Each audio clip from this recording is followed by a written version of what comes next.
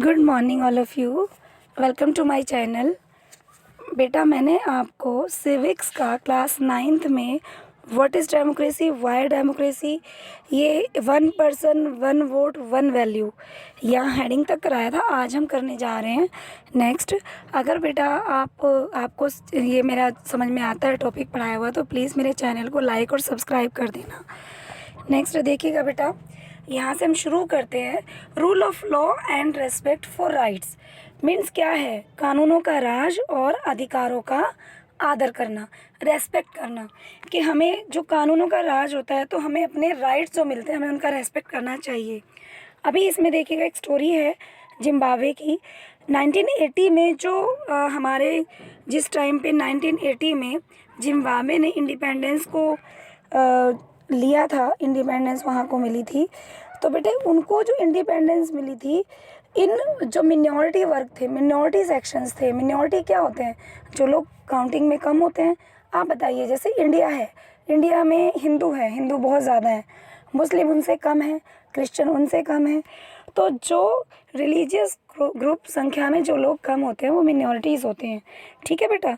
तो ये जो हमारे मिनॉरिटीज़ हैं, अल्पसंख्यक हैं, इन लोगों को इंडिपेंडेंस मिली थी, इन्हें मुक्ति मिली थी। किससे मिली थी? अंग्रेज़ों के शासन से मुक्ति मिली थी जिम्बाब्वे को 1980 में। उसके बाद क्या हुआ? देश के ऊपर किसका राज है? जब जिम्बाब्वे को मुक्ति मिली गई गोरों के शासन से, तो किसका अधिकार आया? वहाँ पर जानू पीएफ एक पार्टी है जिसका नाम है ZANU, जैनू बोल देते हैं हिंदी में, जैनू पीएफ पार्टी है, उसका वहाँ पर कंट्रोल आया। तो हमारी जो वहाँ पे जिम्बाब्वे कंट्री थी, तो ये इसलिए इसका राज आया वहाँ पर, क्योंकि इसने वहाँ पर जिस टाइम पे इंडिपेंडेंस के लिए स्ट्रगल चल रहा था, तो उस स्ट्रगल में इस पार्टी ने इन लोगों की बहुत ज़्यादा मदद की थी। मतलब इन्हें क्या किया था? इनका मार्गदर्शन किया था। तो बेटे इसके जो नेता थे उनका नाम था रॉबर्ट मुगाबे। तो रॉबर्ट मुगाबे जब से जिम्बाब्वे को आज़ादी मिली है, आज़ादी के बाद से ही वो यहाँ के लीडर हैं, यहाँ पे शासन कर रहे हैं। देखिए मैं पेज बैक करके दिखाती हूँ आपको। ये 1 पर्सन 1 वोट 1 वैल्यू हो गया था। नेक्स्ट ये था यहाँ से। अब देखिए रॉबर्ट मुगाबे थे, rule the country since independence से ही रूल कर रहे हैं। तो आप देखिए जो हमारे इलेक्शन होते हैं इस कंट्री में, कॉन्टीन्यूसली इलेक्शन हो रहे हैं। मतलब जो यहाँ पर इलेक्शन हुए उसके बाद में वो कॉन्टीन्यूसली है, लेकिन हमेशा जो जैनू पीएफ पार्टी है वो ही हमेशा विन होती है, वो ही हमेशा जीतती है।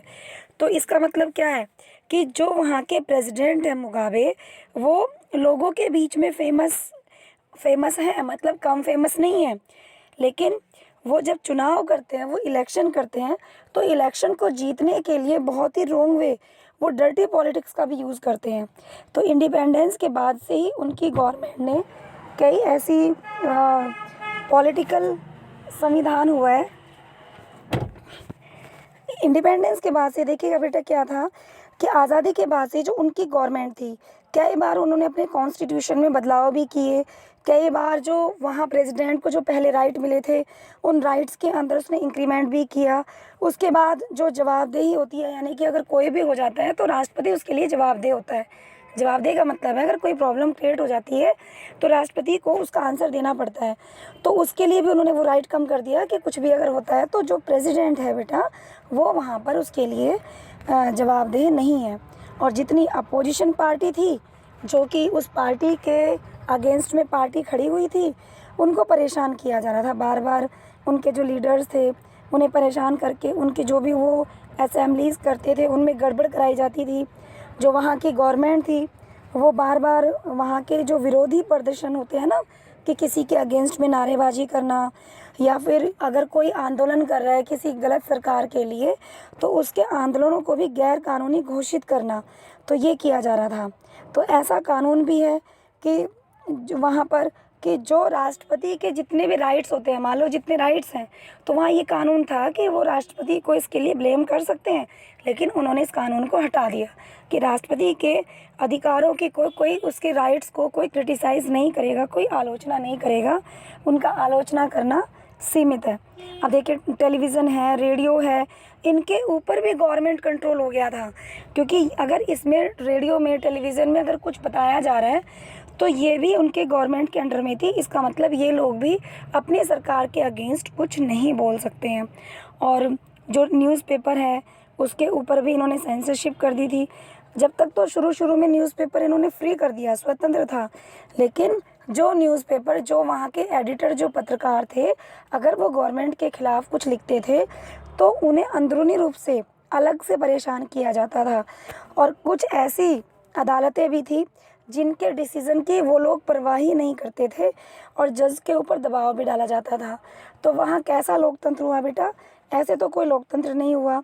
तो ये एग्ज़ाम्पल हमें क्या बताता है इस कंट्री का, जो जिम्बाब्वे कंट्री है, इसका एग्ज़ाम्पल हमें क्या बताता है कि जो हमारे शासक हैं, हमारे रूलर्स, उनके लिए बार बार उन्हें डेमोक्रेसी की ज़रूरत है, लोकतंत्र की ज़रूरत है, तो ये एनफ नहीं है। तो जो मतलब क्या है, जो वहाँ पे क्या है कि जो बार बार जन आदेश, जो लोगों के लिए वहाँ पर जो बार बार ये उनके लिए डिसीज़न देते हैं, तो लोकतंत्र, डेमोक्रेसी की ज़रूरत ये नहीं है कि लोगों के लिए आपने डिसीज़न दे दिया या इलेक्शन हुए तो लोगों से आपने वोट ले ली, ये मतलब नहीं है। मतलब ये है कि जो लोगों ने आपको वोट दे के रूलर बनाया है, तो कॉन्स्टिट्यूशन के अकॉर्डिंग चलिए, अपनी मनमानी करके कोई भी कॉन्स्टिट्यूशन में फेरबदल नहीं कर सकता। तो बेटा हमें इलेक्शंस पर देखना ज़रूरी है। अब देखिएगा बाद में इसमें जितने भी जो विरोधी पक्ष होते हैं, अपोजिशन पार्टी होती हैं, ये ज़्यादातर बनी हुई सरकार की जो एक्टिविटीज़ हैं इनके ऊपर नज़र बनाए रखती हैं। जो सिटीज़न हैं, सिटीज़न्स, सरकार को चाहिए कि जो भी सिटीज़न्स को राइट दे रहे हैं वो उनका रेस्पेक्ट करे, उनको अपनी राय बनाने की आज़ादी दे कि लोग अपनी राय बना सकते हैं सरकार के बारे में कि सरकार अच्छा कर रही है, बुरा कर रही है, उनको सोचने का मौका दें। या फिर वो लोग अपने एक पब्लिकली लोगों को इकट्ठा करने की भी उनको एक परमिशन देनी चाहिए। लोगों को इकट्ठा करने के मतलब लोग अपनी सभा बना के किसी मुद्दे पर विचार विमर्श कर सकते हैं। तो पॉलिटिकल एक्टिविटी करने की भी उनको स्वतंत्रता होनी चाहिए। तो कानून वही है कि कानून की नज़र में लोगों की समानता बराबर हो और उनको अपने अधिकार, जो लोगों को अधिकार दिए गए हैं, अधिकारों की रक्षा, जो स्वतंत्र जुडिशरी है, फ्री जुडिशरी, इंडिपेंडेंट जुडिशरी, उसको लोगों के अधिकारों की रक्षा करनी चाहिए। कैसे करेंगी वो रक्षा? कि अगर लोगों को राइट दिए हैं और उन अधिकारों को लोगों को यूज़ करने से मना किया जा रहा है या उनसे वो अधिकार गलत तरीके से छीने जा रहे हैं, तो उसमें जुडिशरी डिसीज़न ले सकती है। तो यहाँ तक था। तो इट मीन्स क्या है, तो हम इसमें क्या, इसकी स्पेशलिटी हम पढ़ रहे हैं क्या है कि एक जो डेमोक्रेटिक गवर्नमेंट है, देखिए नेक्स्ट, जो एक बेटा डेमोक्रेटिक गवर्नमेंट है, वो डेमोक्रेटिक गवर्नमेंट क्या है? इसमें इन्होंने कहा है कि democratic government rules with in limits set by constitutional law and citizens right. It means जो एक लोकतांत्रिक सरकार होती है वो संवैधानिक कानूनों और जो नागरिक के अधिकार हैं उनके द्वारा एक खींची गई रेखाओं के, लाइंस के अंदर ही काम करती है। मतलब जो संविधान के अंदर राइट्स हैं या जो लोगों को राइट्स मिले हैं उसके लिमिट में रहकर ही एक डेमोक्रेटिक गवर्नमेंट काम कर सकती है। मतलब लोगों को अधिकार है राइट टू एजुकेशन, और अगर हम ज़बरदस्ती कहें नहीं तुम्हें पढ़ने नहीं जाना, लड़कियां पढ़ने नहीं जाएंगी, तो हम उस राइट से बाहर जा रहे हैं, हम लिमिट क्रॉस कर रहे हैं। तो डेमोक्रेटिक गवर्नमेंट वही होती है जहाँ पर लिमिट्स में रह के गवर्नमेंट काम करती है। तो नेक्स्ट है इसमें डेफिनेशंस के बारे में दिया हुआ है बेटा, समरी डेफिनेशन, मतलब जितने भी आपने अब तक इस चैप्टर में डेफिनेशन रीड की है उनको छोटा छोटा करके इसमें टोटल बताया गया है। देखिएगा बेटा क्या दिया है कि जो डेमोक्रेटिक गवर्नमेंट होती है, हमने शुरू में जो पढ़ा था वो बता रहे हैं कौन सी होती है। एक ऐसा रूप होती है, एक ऐसी फॉर्म ऑफ गवर्नमेंट होती है जिसमें शासकों का चुनाव, यानी कि जो रूलर्स हैं वो पीपल के द्वारा, लोगों के द्वारा इलेक्टेड होते हैं। शासकों का चुनाव किसके द्वारा होता है? लोगों के द्वारा होता है। तो उसके बाद में हमने फिर 4 परिभाषाएं पढ़ी थी लोकतंत्र के बारे में, यानी कि फीचर्स ऑफ डेमोक्रेसी पढ़े थे। तो क्या था 4? देखिएगा, नंबर 1 दिया हुआ है आपको, rulers elected by the people take all the major decisions, कि लोगों के द्वारा जो शासक हैं, जो रूलर चुने गए हैं, वो मेन डिसीज़न लेंगे। और नंबर 2 क्या है कि जो भी चुनाव लोगों के लिए, ये जो चुनाव होते हैं ये लोगों के लिए एक फ्री एंड फेयर चांसेस लेके आते हैं। मतलब निष्पक्ष अवसर लेके आते हैं कि जो चुनाव हो रहे हैं उसमें लोगों को निष्पक्ष रूप से चुना जाए, कोई भी भेदभाव ना हो, कोई भी गड़बड़ ना हो। और लोगों को अधिकार होना चाहिए कि अगर कुछ निष्पक्ष अवसर वो नहीं दे पाते लोगों को तो सरकार वो अपनी बदल सकते हैं। नंबर नेक्स्ट है, ये जो अवसर है ये सभी लोगों को समान रूप से मिलना चाहिए।